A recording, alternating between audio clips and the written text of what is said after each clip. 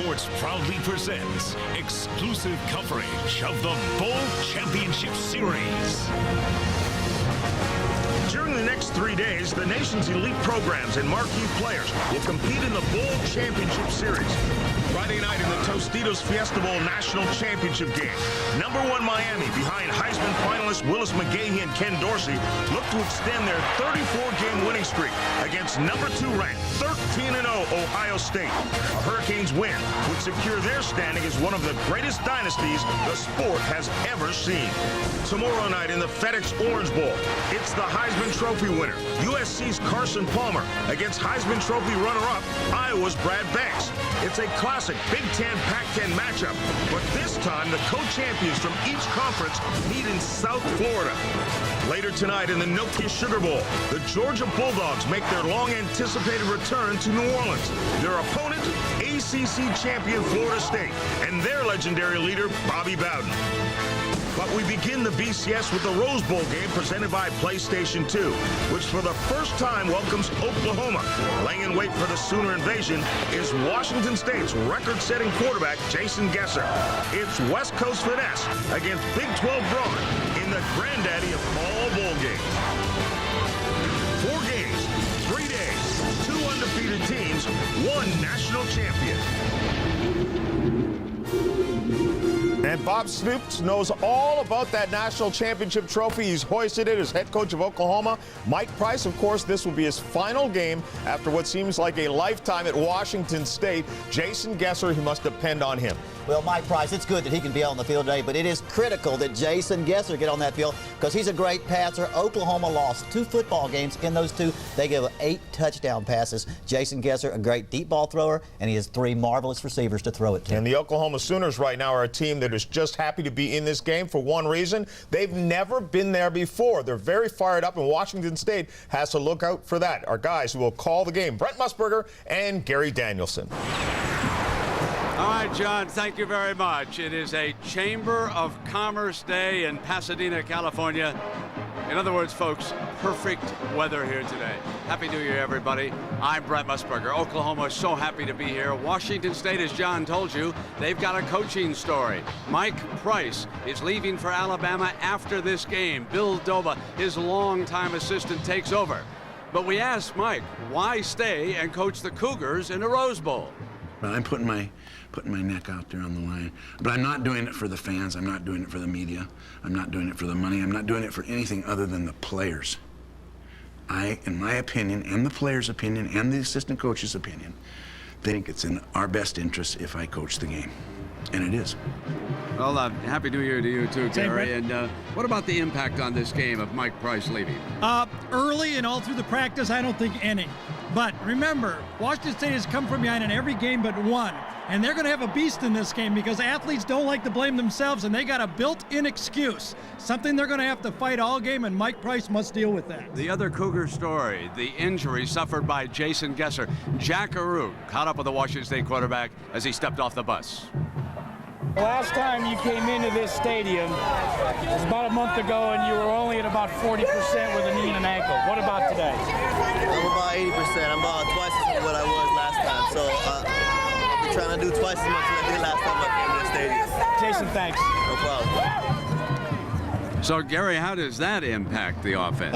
Critical. He must stay there because the run game from under center, you have to have those good feet, and that quickness of the Oklahoma defense must be countered with a run game. Right now, let's send you back to John and Terry.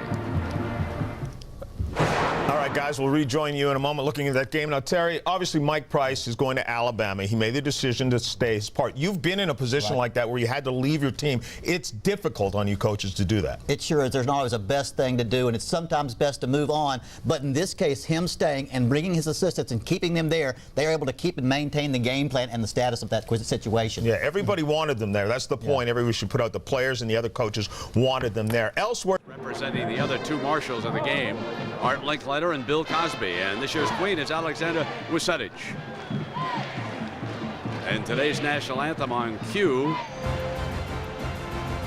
We say Happy New Year to all of you. 3 simple words that we say at the beginning of every season, but those 3 words will never be the same for this young man, DeVar Darling. Almost 2 years ago, lost his twin brother, Devon. He starts every year and every football game with his brother on his mind, who he lost on a football field due to a heart ailment at Florida State, as I mentioned, almost 2 years ago.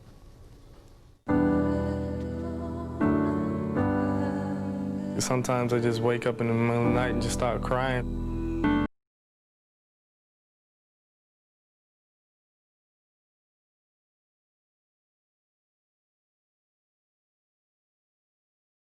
I wanted to believe what I was hearing. To really be hit with that kind of news is just unbelievable. This time I must confirm that Devon Darling, freshman linebacker from Houston, Texas, was pronounced dead at 8:37 a.m. today by attending physicians in the emergency room at Tallahassee Memorial Hospital. On February 26, 2001, 18-year-old Devon Darling died and left behind an identical twin, DeVar. The Darling brothers grew up inseparable and with a passion for football.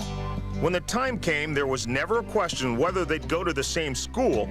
The only question was where. Soon the twins would call Florida State home. I remember the first kickoff of the first game, you know, I just looked across and he looked back at me and just gave me that smile, and we just started smiling, you know, and had that feeling like we were finally here.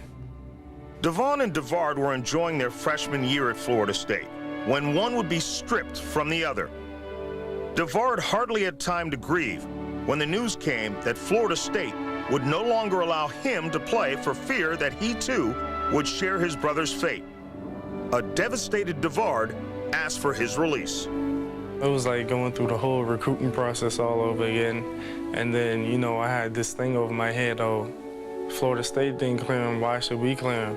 You know, if somebody tell you you can't do something and you just believe that, it's just like going to the doctor and he said, well, hey, you only got 6 months to live. I mean, you're gonna just sit down and die? School after school passed on a discouraged but persistent DeVar until the call came from the unlikeliest of places, Washington State. Felt like they just took the monkey off my back, you know, and, you know, tears of joy just start coming down my eyes. You know, I was finally going to be able to go back on the field and strive to accomplish our goals that we set for each other. Thousands of miles from home, with a tribute to his brother tattooed on his arm and his picture tucked in his jersey, DeVar once again stepped on the football field, paying homage to Devon each time he reaches the end zone. I'm so happy to see him out there playing again, and you feel like he's living again. Once I step out on that field, it just makes me feel better, knowing that I'm out there doing what we want to do, doing what we love to do. I know he's smiling down on me, you know, that's why I give it up to him every time, you know, 2 beats to the chest and 1 up to the skies. 2 hearts beating as one.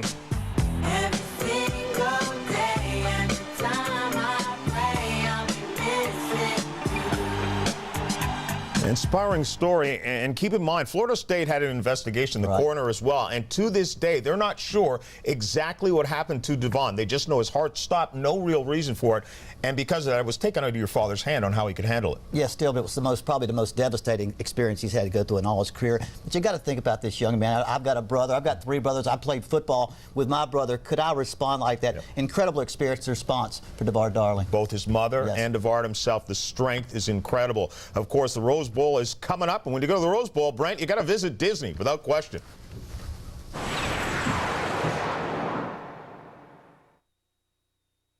Washington State and Oklahoma taking a break from their practice schedules and visiting Disneyland during their stay here in the Los Angeles area. Players showed no fear. They went on some of the more fun and exciting rides the Disney theme park has to offer. All in all, it was a fun experience. It was fun, you know, I mean, to get up there, and I didn't think that that many people were going to be here, and all the cameras and everything, and you know, and all the characters came up there, and they were singing and dancing and all kinds of stuff. It was good fun. Disneyland's just an incredible place, so I'm glad they get to experience it for a day. We've got a lot of young children on our staff as well that'll be enjoying it, so it's great. This has been the Built Ford Tough pregame report, brought to you by Ford F-Series with the all-new Power Stroke Diesel. Nothing looks better than the Rose Bowl in Pasadena, California on New Year's Day. And our Rose Bowl game is presented by PlayStation 2. Welcome back, everybody. I'm Brett Musburger. Well, Washington State was here about 5 years ago, but for Oklahoma, this is their first trip ever to the Rose Bowl. I can't tell you how excited the players and the staff have been. In fact, even back in Oklahoma, it is the talk of the entire state. A program that's won 7 national titles and 22 bowls, Oklahoma has a chance to add a new trophy to its storied case. There's a lot of championship trophies in our building. We've never played in the Rose Bowl. You can bet our guys know they want to win it and want to get that trophy. Once in a lifetime deal. I mean, it's a chance for us to bring back something unique to Norman that we don't have. It's real special. Though it's Oklahoma's first trip to Pasadena, 4 members of the Sooner coaching staff, including brothers Bob and Mike Stoops, played in Rose Bowls as Iowa Hawkeyes, but they never took home the trophy. I think ultimately everybody wants to win a Rose Bowl. It's great to get there, and it was great when we were at Iowa. But to win the game is what you play for, is the prize and the trophy, and that's what we're going to try to do. I'm excited to pull our bus into the stadium and pulling in there on a sunny day and getting ready to compete. That is one of the best moments before the game. I just can't wait personally to step into the Rose Bowl and just feel that turf and see the stands. Coach Stoops was telling us today, fellas, I mean, it's going to be one of the trivia questions 50 years from now, you know, who won that first or maybe only Rose Bowl that Oklahoma ever played in, and we want to say that we did.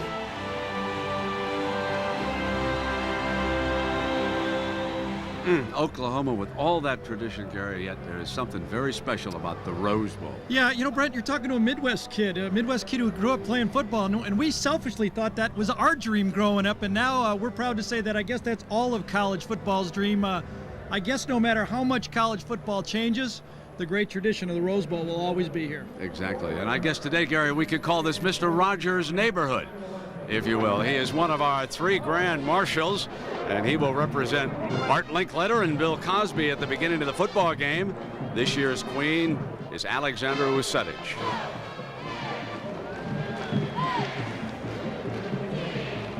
And the Oklahoma band is down in the middle of the field, and you can see that our B-2 stealth bomber is beginning.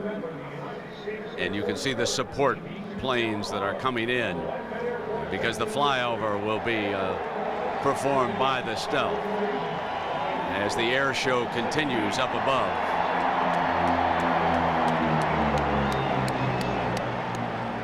That will precede some up-to-date planes, and today's national anthem is being performed by the Pride of Oklahoma Marching Band.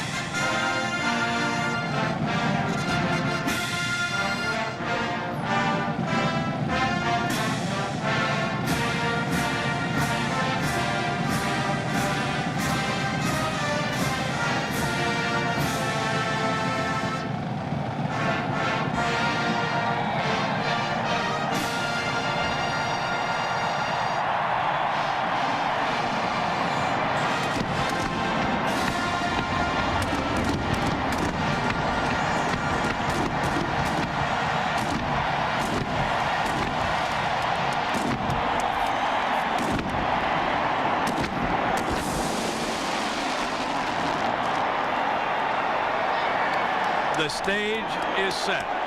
Washington State and Oklahoma. They'll play for all the roses.